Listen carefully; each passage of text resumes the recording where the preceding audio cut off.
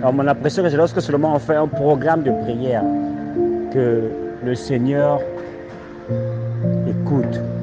Mais ce matin, je voudrais prouver le contraire à un bien-aimé qui a en lui un esprit de commérage, qui a en lui un esprit qu'on appelle le songi-songi. Il met son nez là où il ne faut pas le mettre. Il ouvre sa bouche quand il ne faut pas l'ouvrir. Bien-aimé le Seigneur, même lorsque tu es dans ta chambre, que tu parles en mal de ton frère et ta soeur, Dieu est en train d'écouter. Et beaucoup d'entre nous, on n'est pas conscient de ces choses-là. Parce que si on est conscient, lorsqu'on est en train de critiquer un frère, lorsqu'on est en train de critiquer une soeur, Dieu est en train d'entendre. Bien-aimé, on n'aura pas ce courage-là d'ouvrir grandement notre bouche. On n'aura pas ce courage-là d'ouvrir grandement notre bouche et de critiquer un frère, ou bien de critiquer une sœur, ou bien de critiquer un ministre de l'évangile, une servante, un serviteur de Dieu. Parfois, la personne en question qu'on est en train de critiquer est en train d'avancer, on arrête la conversation. On a l'impression que la personne risque d'entendre les mauvaises paroles qu'on est en train de dire à son sujet. Mais on n'est pas conscient que Dieu, on n'est pas conscient que le Dieu de tout l'univers, dont l'esprit couvre toute la terre, l'omniprésent, est en train de suivre notre conversation. Je crois que si chacun de nous, on a cela à l'esprit, que lorsque je suis en train de parler du mal de quelqu'un, Dieu est en train de m'écouter. Je crois que beaucoup de frères, beaucoup de sœurs nous arrêterons ce genre de comportement, bien-aimé de le Seigneur. Aujourd'hui, nous avons plus peur, nous avons plus conscience on a plus peur que la personne pour laquelle on parle du mal risque d'entendre ces choses-là. Mais on n'est pas conscient, bien-aimé, je répète, on n'est pas conscient que le Seigneur est en train d'écouter tout ce que nous disons. Et j'ai posté Nombre chapitre 12, verset 1, verset 2 et verset 3. La Bible dit, Marie et Aaron parlèrent contre Moïse au sujet de la femme éthiopienne qu'il avait prise, car il avait pris une femme éthiopienne. Ils dirent, est-ce seulement par Moïse que l'Éternel parle? N'est-ce pas aussi par nous qu'il parle? Le verset 3 dit, et l'Éternel l'entendit.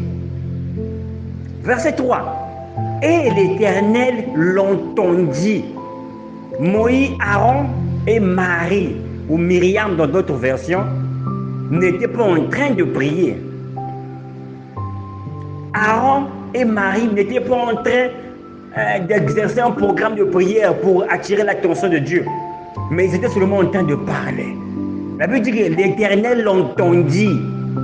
Et je voudrais que ce matin, nous ayons à l'esprit, nous soyons conscients, bien-aimés, que lorsque nous sommes là, cachés quelque part, en train de parler du mal de quelqu'un, Dieu est en train de suivre cette conversation.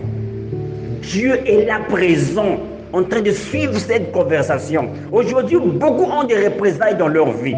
Beaucoup ont des blocages dans leur vie. Beaucoup ont des situations qu'ils ne peuvent pas résoudre dans leur vie. Ils ne savent pas. Peut-être qu'ils ont parlé du mal d'un enfant de Dieu. Ils ont parlé du mal d'un frère. Ils ont parlé du mal d'une sœur. Aaron et Marie a souffert de la lèpre. Alléluia.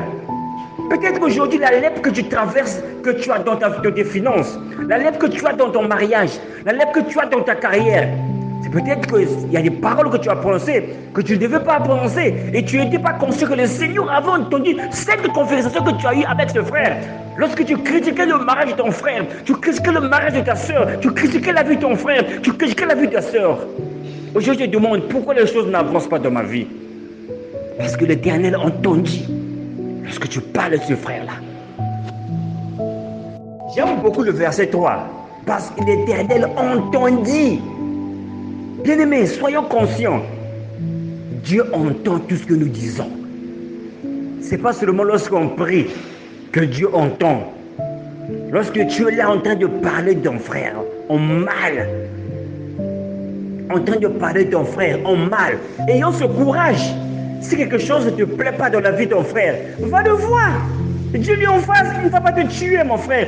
Je n'aime pas la manière dont tu fais cette chose, je n'aime pas ceci, je n'aime pas ça. Tu lui parles directement.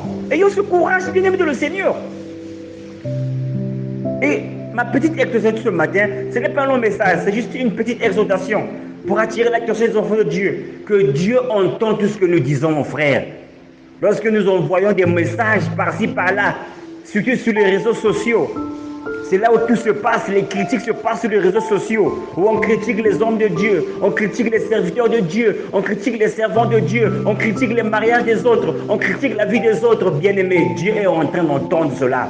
Je ne sais pas ce que cela fait dans ta vie, mais ce matin, il est temps de prendre une décision, d'arrêter ce genre de vie. Parce que Dieu entend tout ce que tu es en train de faire. Dieu entend, bien-aimé, ce que tu es en train de dire au mal de ton frère, au mal de ta sœur.